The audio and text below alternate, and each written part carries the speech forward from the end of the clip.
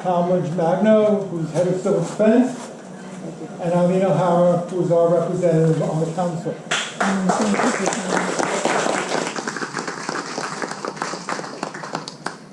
So, who would like to ask the first question?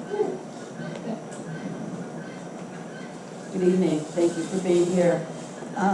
We had an outage on Papu'u about over a week now, almost going into 2 weeks, and they came in and fixed it, but in the process, internet went out. And so we've been without, a handful of us down there have been without internet since that occasion. And I've called the mayor's office and I'm not getting any calls back. I tried calling Spectrum. They keep telling me that they can't do anything because we're in the middle of a volcano situation. And we don't know who to talk to. Nobody's giving us straight answers. So if you could give us someone to speak to, because the other cable company's back out in Upper Leilani, UPS is up there delivering, and there's no reason for safety issues that Spectrum can't get a crew in there and get our internet back. The several families I know are dependent on that, not just for their entertainment, etc. Their business is hurting. It's a safety issue, because sometimes if my phone's not working well, the only way I can get information or get out is my internet. So if somebody can give us a way to talk to somebody who can get this taken care of, much appreciated. Thank you for your time. Yeah. Can you hear me? Yeah. We can address that to Spectrum. They're in our EOC every morning at our briefings, and we rely on all the providers because they provide our emergency messages to you guys. So that's critical to us. So I'll talk to Spectrum in the morning when they come to the first briefing. And Hapu, is that what you said? Yes. Okay. There's several families on there that are not getting any internet. I spoke to one of my other neighbors, and he's getting it rather spottily, so I'm sure that that would be helpful to him. Thank you. Thank you. Introduce yourself. Of Papu'u, is this working? Yeah. In support of Papu'u, although I do have internet, I would like to say that if my internet goes down, my phone will not work at all. It's cell phone, and I'm strictly Wi-Fi calling through my internet. So for you, it may be other reasons, but for me, it's my lifeline. Right. Okay. So. Okay, can we get a higher volume on this? Yeah, we're having some issues with this. All right, just try to talk loud. And introduce yourself when you start Yeah, speaking. just loud. They're working on it. They're working on it. Okay, my name is Jeffrey Last. You folks are acquainted with me. You had a meeting yesterday that you were going to discuss this uninhabitable voluntary evacuation and somehow get the word changed or get it so that people with disabilities. Put the mic down and yell.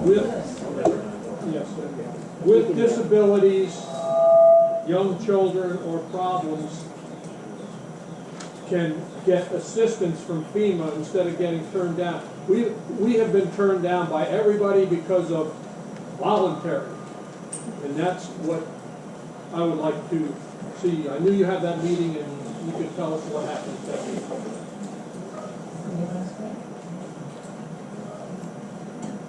Yeah, so we came out of that meeting yesterday with FEMA, a bunch of different departments in the county. The conclusion is basically you need to go back in and ask for a re-inspection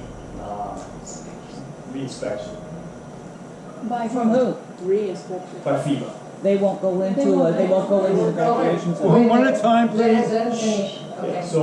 So if it's in an area that's inaccessible, then that falls within a category, and it'll be applicable for monthly rental. If it's accessible, but you're having problems, but you need to reapply for re-inspection. They're working up the specifics as far as the health issues with gas, the things that we're experiencing here that they've never experienced before. And Eileen was there too, and if there's anything I'm missing or not expanding on, feel free. Okay. Yeah, could I just Go ahead, Jeff. talk to that for a second? It was the equalizer. I think you're still missing Yeah, the yeah. point a little. It was the The point equalizer. is, I had the FEMA guys in my house twice. It was a beautiful day fall time. There's no damage to my house except the debris on the roof and my water tank is yes, not doing well. Is it livable? Yes. Is it livable for my wife? No. Okay, to expand on that, Yeah. we had and it probably came down to case-by-case basis as well. Okay. So if you fall within, there's a health issue in the family, and if it's pre-diagnosed already, you've got doctor's information, that'll suffice. Otherwise, you'll have to go get a doctor's diagnosis to support it.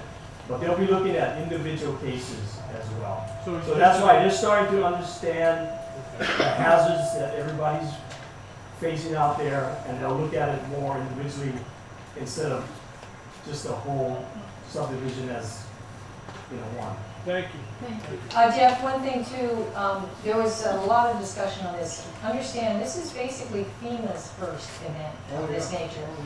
And so they have their own guidelines for what's safe, what's sanitary, etc. But they never dealt with what we're dealing with. So we had a really good discussion. DOH was on the line, and with EPA Region 9 input as to how we can document that the air quality is or was bad.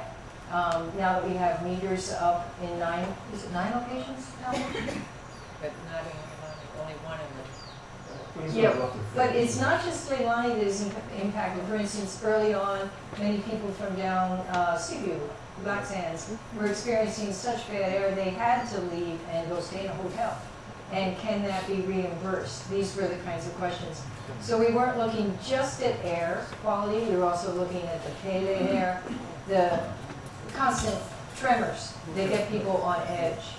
All of the things, the booms that with people who have PTSD and how that impacts them. So FEMA's trying to wrap their head around it, and they were looking at different models that the EPA proposed, something called a V model, which basically can take the chemical elements like SO2, the quantity, wind direction, wind speed, and model it and see how far the impact actually reached and whether it's in the red zone, the green zone, that kind of thing. So it may be that they're going to have to come back and reassess certain situations where people have been denied previously, like you were.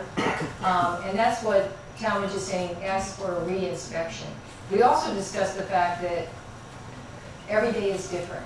If you go down to Leilani when you're having a weather event, and they recognize now that the volcano is interacting with the weather events, and so when you're having thunderstorms, it's very odd thunderstorms in Leilani, and very torrential rain events and that sort of thing. So they're recognizing that. So yes, maybe they came to your house on a nice day. Both days were nice. But both days were nice, but there are really, really bad days too. So we had, the discussion went on for a couple hours, so all of that came out and was flushed out. So the process, a little bit further on this, the process will be, we have supplied FEMA with the list of what we found looking through our property tax maps and the overlays. So you don't go into reapply, you just ask for a re-inspection. They'll have our list, they can go down, search it by name, TMK, or address, pull you up, see what your status is, and go do the re-inspection.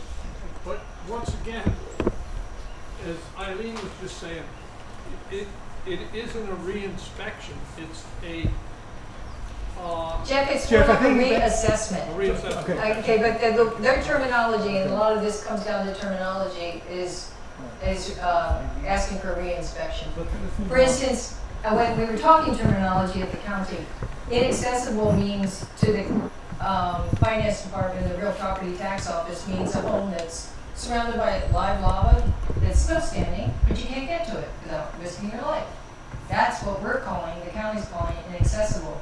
Whereas FEMA deemed anything past anything within the mandatory evacuation zone as inaccessible because they won't go past that. So county going to give them a list of all the properties in the mandatory zone. So if any of those properties have been inappropriately assessed, they can ask for a reinspection, in which case FEMA's not going to go in and inspect because they won't go past the roadblock, but they have the list and they can say, yes, this house is in the mandatory evacuation, it qualifies. Hi, my name is Nadia Rand. Similar situation. I have 2 small children. I left under mandatory evacuation. It's too risky for me to live there with my children. We see fissure 8 from their playhouse. FEMA told us so we left under mandatory, but we have this letter that says voluntary, and it's adversely affecting us and a lot of people that we know in the same situation. FEMA actually told us that all of Leilani is considered inaccessible because they can't go past the checkpoint, and the checkpoint is at the entrance of Leilani, is one thing. But could the county consider keeping Leilani mandatory as it was and offering folks to sign a waiver? The folks that do want to take the risk and return sign some kind of waiver with the county. But for all of us that left under mandatory and small children, I can't go back. Yet I'm being penalized because I have this letter that says voluntary, but I left under mandatory. So that's a big concern, and we would like the county to take that into consideration. Thank you. I'm sorry, the letters, the county thought they could approach this kind of with sending out blanket letters. It hasn't worked. It's actually been detrimental. But one thing you should know is those letters are not being sent to FEMA. They're not being sent to your insurance companies. You're the only recipient. So you can do what you want with it. If you want to shred it and put it in the trash can, fine. But the bottom line is you need to ask for a reassessment if your case has been denied. And things are going to get clearer. For instance, as I expressed, FEMA was saying roadblock versus checkpoint. At the county level, we're seeing it as different. The roadblock is for the mandatory. The checkpoint is to keep residents only in the subdivision. So I think I heard about an hour of discussion on definitions as this meeting went down, and I think that a lot of it had to do with defining terms differently. I'm Mike Clemens, and I'm in a mandatory evacuation. A little louder. I'm Mike Clemens. I'm in a mandatory evacuation area, and FEMA has been nice enough to give me monthly rental amount. Yes. Do I need to go back in and get reassessed every month, or will this continue? And that's every 30 days. So I have to go in every 30 days. Yes. And get reassessed. Yes. Okay, the second question I have is, I have PTSD from serving my country, and do I need to get assessed from that as well? For additional funds?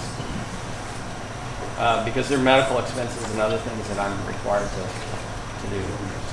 So. Did you get assigned a caseworker? I do have a caseworker, yeah. I'd bring it up to them. Okay, so every single month I have to go back to the. Can I do it on the phone? Because I mean, actually, this is difficult for me just to be in here. Understand. So we can get clarification on that, and I don't know if you come to the Tuesday meetings, we can get that information out, and if you don't want to be there, definitely you can hit up some of your friends that go to the meetings, but we can get that information for you. They said it goes 30-day increments. Every 30 days, we got to provide them a new list. It's basically saying, is the situation still the same? Yes or no? What houses? Can I do that online? Because I know online there's a thing that says to reevaluate. Oh, I didn't know that. Yeah. So I know by phone or online you can make some contact with FEMA, but as far as what we're talking, I'm not sure. Like I said, I can ask them and then get that information out, or or I can talk to you offline. Give me a number and I can call you. As far as those letters are concerned, the insurance companies are requiring, it's not that you're sending them, they're requiring us to send them to show that we're not covered. Right, so the letters did have some purpose. They were for insurance and small business or American Red Cross. They required those letters. They were not meant for FEMA. FEMA, in fact, early on, FEMA says, we don't need any letter, we don't want your letters. But, you know, working with all these different groups within the systems, it's not easy. Just like FEMA, this is the first time we've been here at this level. So we're learning too. We appreciate your guys' patience, but we're working to get through it. Yeah, I'm Andy Rosano, and we applied to both FEMA and the SBA. FEMA sent us over to SBA because we are in, I guess, what's called voluntary, but it's also said to be uninhabitable or I think uninhabitable. Anyway, we went through all of the things with SBA. We went in, we signed it, we finished the loan, and I got a call today, and her question was, what are your plans? And we said, well, we're going to try and move back as soon as we can. And they're on hold now, all of a sudden, from giving us our funds for the earthquake damage that we've had. And I think it might be this, back in Maryland, whoever is making this decision is, doesn't get, that is such a, in their minds, anything could happen and the lava could come and take us apart, and I don't know, all of a sudden there's a hold on SBA, on their processes, and I think there might be some real confusion with what's happening in Leilani Estates to the decision makers who have to actually say, yes, go ahead and do this. You know, I just want to, because it's kind of difficult. And the FEMA's the same way. FEMA is like, because we've been evacuated since May 3rd, and they don't seem to be able to accept that that's our reality. You know, I don't know why. I mean, we were told, evacuate. You must evacuate now. So we did, you know. And the gases, there is, I believe, Department of Health has come and put up all of these monitors, and I can read their things, but there's only one monitor, as I recall, in all of Leilani Estates, and so there's no way we can tell if our particular home is safe. Now, we have purchased 2 SO2 meters that are going to be showing up so we can find out for ourselves what's what, so we will know whether it's safe to move back in or not. But I know that that's going to have no impact on our insurance, on FEMA, or on SBA. You know what I'm saying? So I guess what I wish I had suggestions for you on how to solve these things, because I understand you must be in flux every single day of making decisions of how to go. But in Leilani Estates, at this point, we have houses destroyed, people who cannot get to their houses, but their houses are okay, people who can't get to their houses, but there is this whole thing of, is it safe or is it not? And all those different things are impacting a way FEMA and SBA are able or unable to make decisions at this point. Because it's such, there's 3 completely different categories that we're in right now, I think.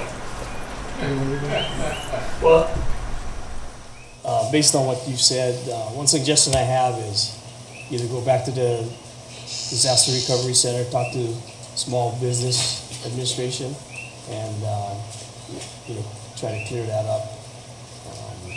Can I comment on that? Yeah, go ahead. Steve Sparks, I'm with Andy. SBA has given us to a caseworker in Texas. That's who we can respond to. We go back in, they say you have a caseworker, talk to her. Right? And that's what we get. So that's... Have you spoken with her? Of course, she called us today to Yeah, tell us she's the one that who it's called all us on and said- hold because her boss has said, I'm not going to release those funds because, and her question was, what do you want to do? The idea was that the future is not known. Well, No, it is. geez.